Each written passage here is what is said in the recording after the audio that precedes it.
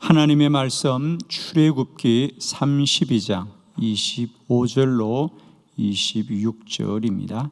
모세가 본적 백성이 방자하니 이는 아론이 그를 방자하게 하여 원수에게 조롱거리가 되게 하였음이라. 이에 모세가 진문에 서서 이르되 누구든지 여호와의 편에 있는 자는 내게로 나아오라 하매 레위 자손이 다 모여 그에게로 가는지라. 아멘. 예, 오늘은 하나님의 편에 서라 제목으로 말씀을 나누면서 우리의 신앙은 막연한 것이 아니고요, 하나님의 편에 서는 것이다. 우리가 믿음으로 산다라는 것은 하나님의 편에 서는 사람이 되는 것이다.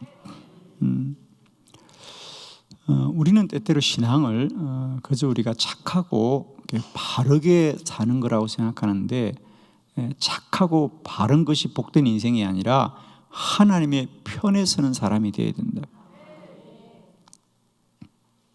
하나님의 편에 서야 되는 거예요. 오늘 본문은 레위 지파에 대한 말씀입니다. 하나님께서 레위 지파를 왜 특별한 지파로 구별하여 사용하시는가? 예를 들면 12지파 가운데 레위 지파 사람들만이 일생 동안 주의 성전을 지키고, 특별히 광야에서 1세대들이 믿음이 없어서 다 진멸을 당하고, 여호수아와 갈렙 그리고 광야에서 태어난 2세대들만 가나안을 들어가는데, 사실 성경을 연구해 보면 여호수아와 갈렙만 들어간 게 아니라 레위 지파도 들어가게 됩니다. 그래서 여호수아와 갈렙, 레위 지파, 그리고 이제 광야에서 태어난 2세대들이 들어갑니다. 그만큼 하나님께서 이 레위 지파를 특별하게 인도하여 주시고 그들의 삶을 복되게 하시는데, 그러면 왜 12지파 가운데 유독 레위 지파를 하나님이 특별하게 하셨느냐? 그건 그냥 막연히 된 것이 아니고요, 레위 지파가 하나님의 편에 선 사람들이었다는 것이죠. 오늘 본문은 모세가 이제 출애굽해서 광야를 가다가 얼마 되지 않아서 모세가 40일 동안 시내산에 올라가서 40일을 머물면서 십계명을 받아오지 않습니까? 하나님이 친히 십계명을 돌판에 새겨서 모세에게 주어서 너는 앞으로 백성들이 이렇게 살도록 하여라, 그 말씀을 받아오는데 40일 동안을 비운 거죠. 그 사이에 아론이 중심이 되어서 그들이 그 사이를 견디지 못하고 우상을 숨기는 그저 불의한 일을 행하는 겁니다. 그래서 하나님이 모세에게 너는 저들을 쳐라. 그때 모세 혼자 할 수 없지 않습니까? 그래서 오늘 모세가 그곳에 있는 사람들에게 누구든지 여호와의 편에 있는 자들은 다 내게로 나오라. 그러자 가장 먼저 모세와 함께 하나님의 편에 선 사람이 바로 레위 자손이 다 모여 그에게로 가는지라. 할렐루야. 사실은 쉬운 일이 아닙니다. 왜? 모세가 누가 하나님의 편에 서서 이들을 심판하겠느냐 할 때 레위 자손이 가장 먼저 다 모여 모세에게로 가더라. 그렇습니다. 우리의 신앙은 그저 향방 없이 막연하게 사는 것이 아니라 우리는 날마다 하나님의 편에 서서 하나님의 사람으로 살아갈 수 있기를 축복합니다. 자, 그러면 우리가 하나님의 편에 선다는 건 어떤 것일까? 그렇죠? 그래서 저는 오늘 이 시간에 우리 성경에서 하나님의 편에 서는 사람들의 이야기를 몇 가지 소개하려고 합니다. 그래서 우리가 그럼 구체적으로 하나님의 편에 선다는 건 어떤 거예요? 내가 어떻게 하는 것이 하나님의 편에 서는 것일까? 사실 우리 성경에는 레위 자손들 외에도 하나님의 편에 섰던 사람들이 있습니다. 그래서 우리는 그들을 통하여서 우리가 어떻게 하는 것이 하나님의 편에 서는 걸까? 오늘 세 가지 말씀을 나누면서 저는 우리가 하나님의 편에 서서 날마다 하나님을 기쁘시게 하고 또 하나님이 우리의 기쁨이 되는 우리 귀한 인생이 되기를 바랍니다. 자, 첫 번째는 하나님의 편에 선다는 건 뭐냐? 하나님을 기쁘시게 하는 편에 서는 것입니다. 하나님의 편에 선다는 건 뭐냐? 하나님을 기쁘시게 하는 편에 서는 것이다. 자, 먼저 말씀을 봅니다. 갈라디아서 1장 10절의 말씀을 다 같이 합독합시다. 시작. 이제 내가 사람들에게 좋게 하랴 하나님께 좋게 하랴 사람들에게 기쁨을 구하랴 내가 지금까지 사람들의 기쁨을 구하였다면 그리스도의 종이 아니니라. 아멘. 사도 바울이 한 생애를 어떻게 참 귀하고 귀하게 살았을까?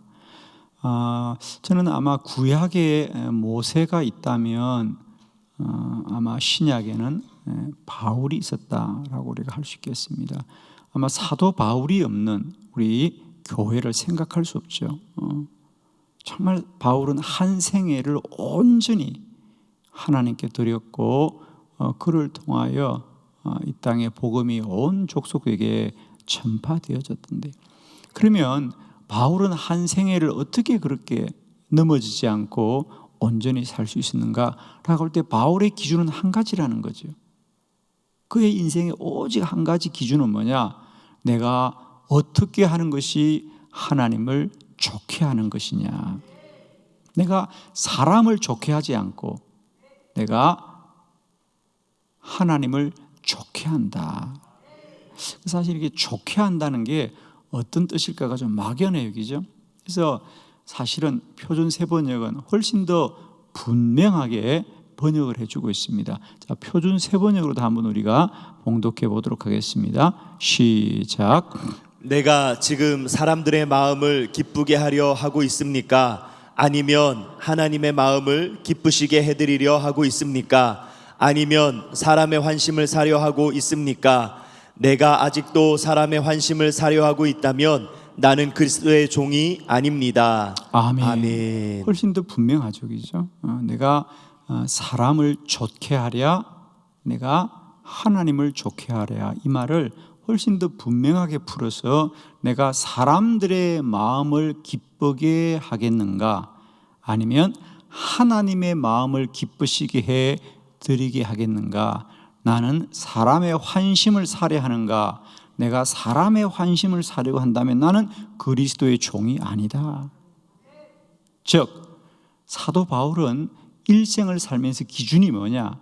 내가 하는 일이 지금 사람에게 보여서 사람들이 기뻐하게 하려고 하느냐, 아니면 하나님의 마음을 기쁘게 해드리려고 하느냐.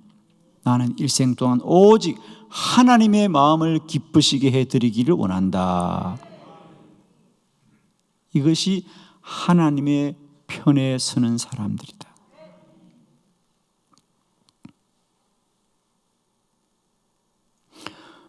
우리가 보면 그 사람이 보면 보이잖아요, 그죠? 저 사람이 사람들한테 잘 보이려고 저렇게 하는구나, 사람들의 마음을 살려고 하는구나 라고 하는 것이 보이고, 또 어떤 사람을 보면 저 사람은 오직 하나님만을 기쁘시게 하려고 하나님만 바라보고 달려가는 사람이구나.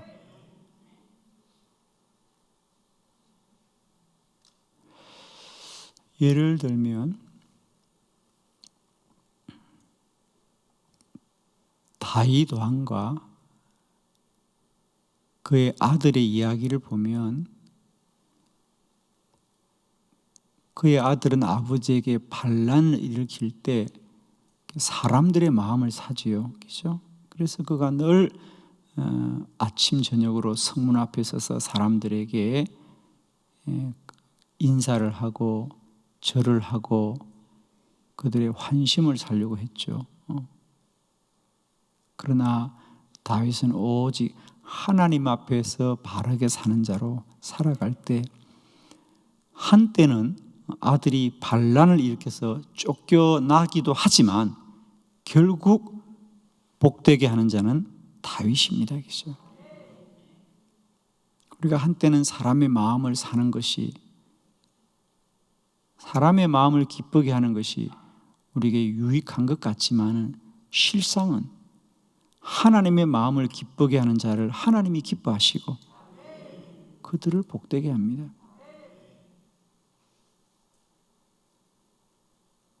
저는 교회도 마찬가지입니다. 주님의 교회는 하나님의 마음을 기쁘시게 하는 교회가 되어야 한다.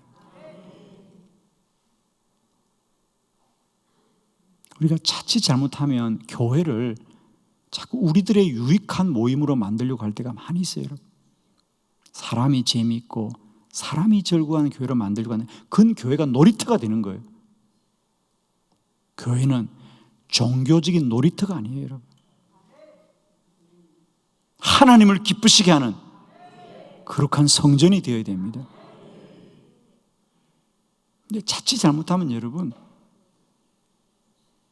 교회가 종교라는 이름의 놀이터로 전락할 때가 많이 있어요. 성도들이 재미있어하고 즐거워하면 된다고 생각하는데 그건 엄청난 유혹입니다, 우리에게. 물론 사람들이 재미있고 즐거워하면 또 사람들이 모이겠죠. 그러나 그런 교회는 많은 사람이 모인 모임이지 하나님과 상관없습니다. 그러나 몇 사람이 모이더라도 하나님의 사명을 붙들고 그 사명을 위하여 땀 흘리고 헌신하는 제단이 복된 것이지.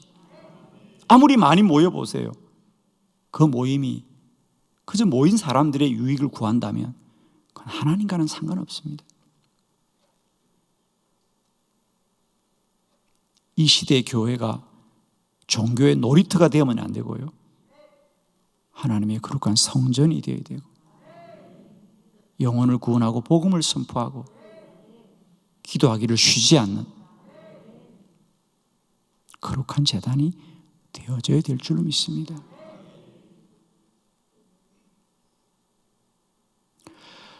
하나님의 편에 선다고 하는 것은 하나님의 마음을 기쁘시게 하는 자리에 서는 것이다.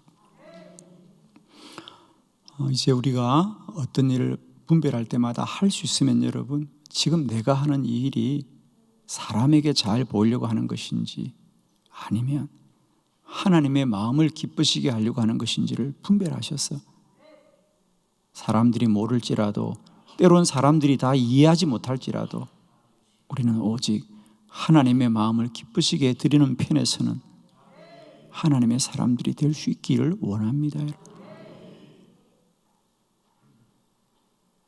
하나님의 편에 선다는 것은 하나님의 마음을 기쁘시게 하는 사람입니다.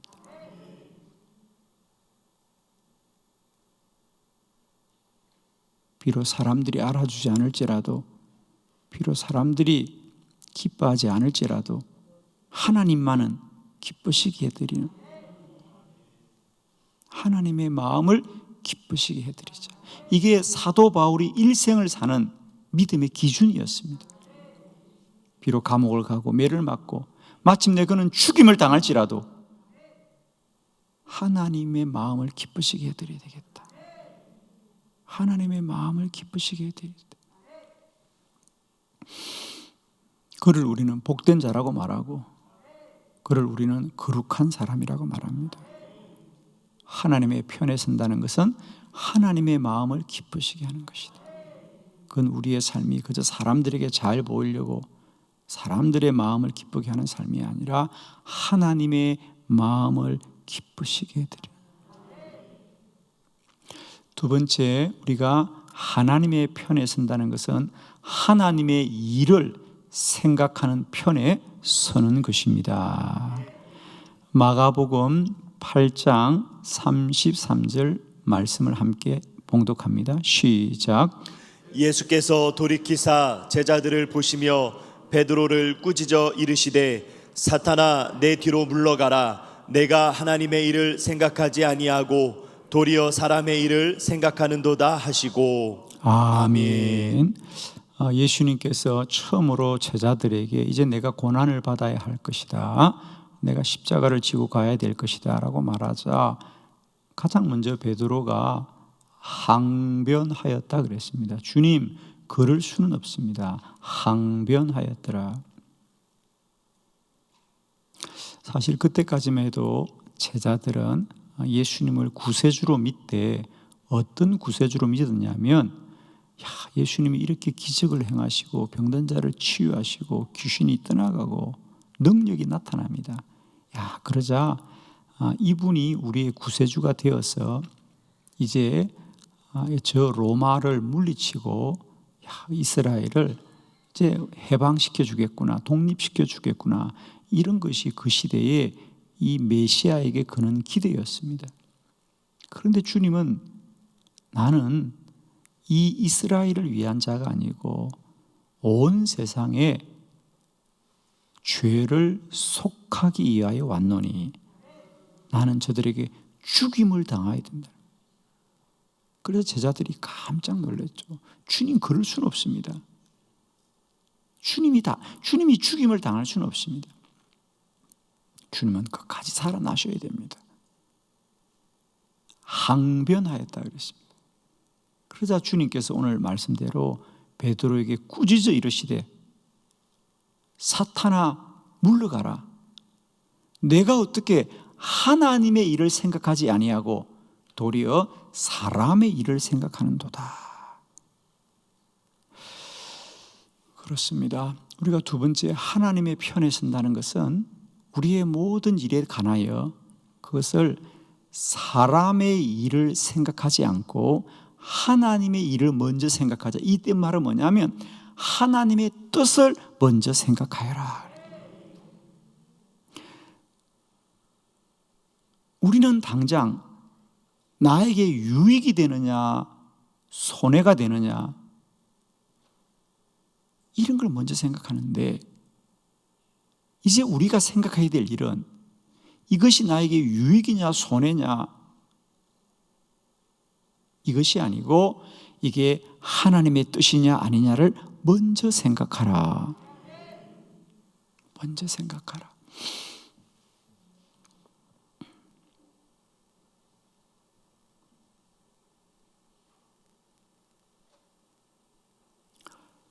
여러분, 물론 우리는 우리의 모든 일에 대하여 이것이 하나님의 뜻이라고 절대적으로 말하거나 생각할 수는 사실 없습니다.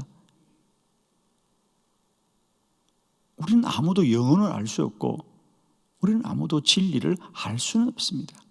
그러나 이제 우리가 가능하다면 그걸 분별할 수 있는 몇 가지는 우리가 경험으로 알게 되죠. 그죠? 성경을 통해서. 자, 우리가 가장 먼저 이게 하나님의 뜻이다 라고 할 때 우리가 성경을 통하여 경험적으로 이건 하나님의 뜻이다 라고 할 때 가장 먼저 알 수 있는 건 뭐예요? 예를 들면 내가 어떤 일을 앞에 두고 내가 이 일 때문에 내가 많은 돈을 벌고 이 일을 해서 이익을 보는 것과 이 일은 분명히 내가 손해를 보는 일이야 라고 하면 그냥 여러분 너무 긴장하지 말고, 그러면 이 일을 하고 내가 손해를 보겠다라고 생각하는 게 하나님의 뜻일 가능성이 많겠습니까? 이 일을 보고 내가 엄청 이익을 보겠다라고 하면 그게 하나님의 뜻일 가능성이 많겠습니까? 그냥 말만 해요. 그냥 그렇게 안 살아도 괜찮으니까. 내가 이 일을 하고 이익을 보는 것이 하나님의 뜻일 가능성이 많겠습니까? 이 일 때문에 내가 손해를 보는 것이 하나님의 뜻일 가능성이 많겠습니까? 말 안 할 거예요? 무슨 말인지 알겠어요? 우리가 진리라고 말할 수는 없지만 성경적으로 보면 늘 고난을 받고 손해를 보는 편이 하나님의 뜻이 가능성이 많은 거예요.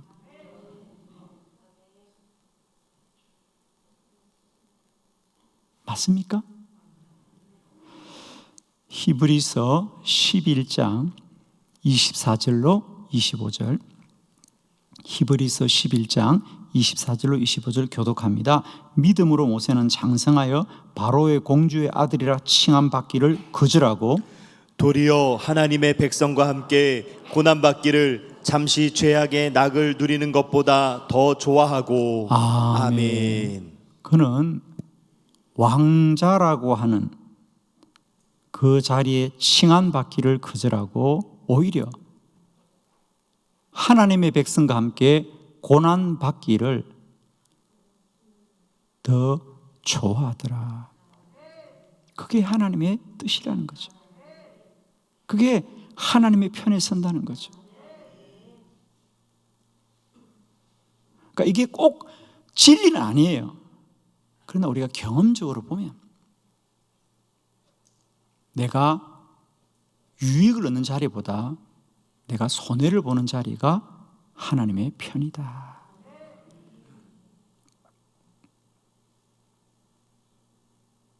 저는 처음 예수님 믿고 신앙생활을 하면서 제가 고등학교 때 처음 예수님 믿고 그 학교에서 예수님 믿고 복음을 듣고 3년을 신앙생활을 하는데 제가 신앙생활하던 학교에 채플이 있습니다. 예배실이 있죠.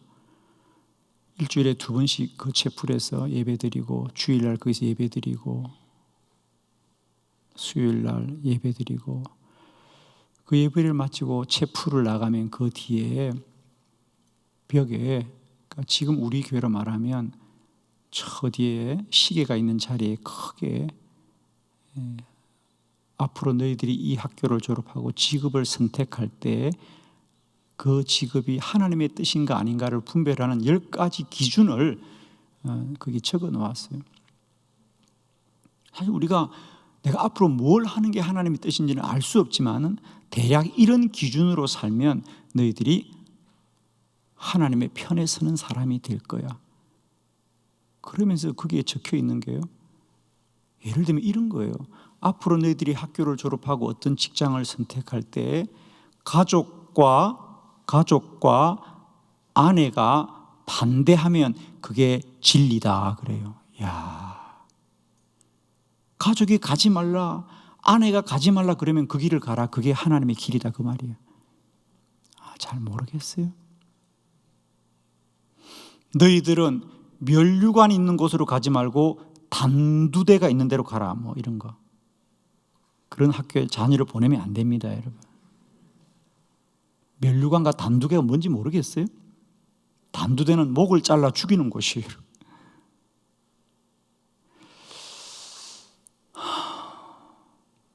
돌아보면 참 엄청난 말이었죠. 그게 진리는 아니지만은 우리가 면류관을 쓰는 자리보다는 단두대로 가는 것이 하나님의 편에 서는 가능성이 많다 그 말이죠. 그렇죠? 사도행전에 보면 사도들은 다 순교했습니다. 그게 하나님의 사람이었어요. 다 순교했잖아요.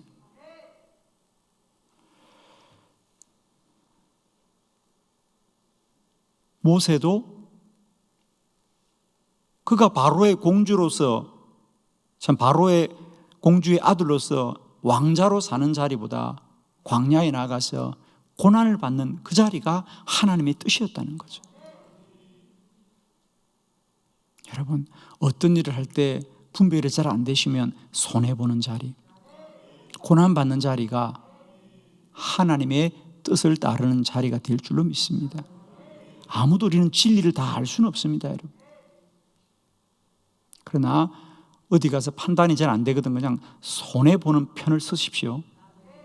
그러면 그게 사람들에게는 어떻게 보일지 모르지만은 우리가 하나님의 편에 선다고 봅니다. 저는 그렇게 생각합니다. 어떤 일을 하다가 판단이 잘 안 되면 내가 이익을 보는 편이 아니라 손해보는 편을 쓰십시오. 그러면 손해는 볼지라도 하나님은 그 일을 잘했다 그러실 겁니다. 우리는 하나님이 잘했다 그러면 복된 인생이 될 줄로 믿습니다. 그냥 아멘을 빨리 하고 지냅시다. 세 번째, 우리가 하나님의 편대에 서는 삶은 뭐냐? 하나님을 따르되 온전히 따른 편에 서는 것입니다. 민수기 14장 23절로 24절을 교독합니다. 23절, 내가 그들의 조상들에게 맹세한 땅을 결단코 보지 못할 것이요 또 나를 멸시하는 사람은 한 사람도 그것을 보지 못하리라. 그러나 내 종 갈렙은 그 마음이 그들과 달라서 나를 온전히 따랐은즉 그가 갔던 땅으로 내가 그를 인도하여 드리리니 그의 자손이 그 땅을 차지하리라. 아멘. 아멘. 12지파 12명의 정탐꾼의 이야기죠. 그들이 가나안을 정탐하고 왔을 때 10명의 정탐꾼들은 가나안에 들어갈 수 없다 그랬고 모든 백성들도 거기에 부안해동해서 하나님을 원망할 때 여호수아는 그렇지 않습니다. 반드시 하나님이 우리를 그 땅으로 들이키게 될 것이라고 하나님의 편에 섰다는 거죠. 그래서 오늘 하나님이 말씀합니다. 내가 그들의 조상들에게 맹세한 땅을 너희는 결단코 보지 못한다. 나를 원망하는 자 너희들은 결단코 보지 못할 것이다. 나를 멸시한 사람은 한 사람도 그것을 보지 못하리라. 그러나 나의 종 갈렙은 그 마음이 그들과 달라서 나를 온전히 따른 자. 할렐루야. 갈렙은 다르다. 너희들과 그들과 달라서 나를 온전히 따른 자. 그는 그 땅으로 인도하여 드리리라. 그리고 그의 자손이 그 땅을 차지하리라. 10명의 정탐꾼과 모든 백성들은 믿음 없는 편에 섰지만은 비록 소수지만 여호수아와 갈렙은 하나님의 편에 서되 어떤 편에 섰느냐? 하나님을 온전히 따랐더라. 나를 온전히 따랐더라. 나를 온전히 따랐더라. 여러분, 우리가 하나님을 따르되 온전히 따르는 믿음이 되기를 원합니다. 그저 시작만 설적하다가 없어지는 그런 인생이 아니고요, 끝까지 온전히 하나님을 믿고 나아가는 저와 여러분 되기를 바랍니다. 즉 우리가 온전히 따른다는 건 믿음의 편에 서는 것이다. 이제 우리가 어떤 일을 판단할 때마다 이것이 내 능력으로 해야 될 일이냐 믿음으로 해야 될 일이냐, 믿음으로 하는 일이 복된 길이다.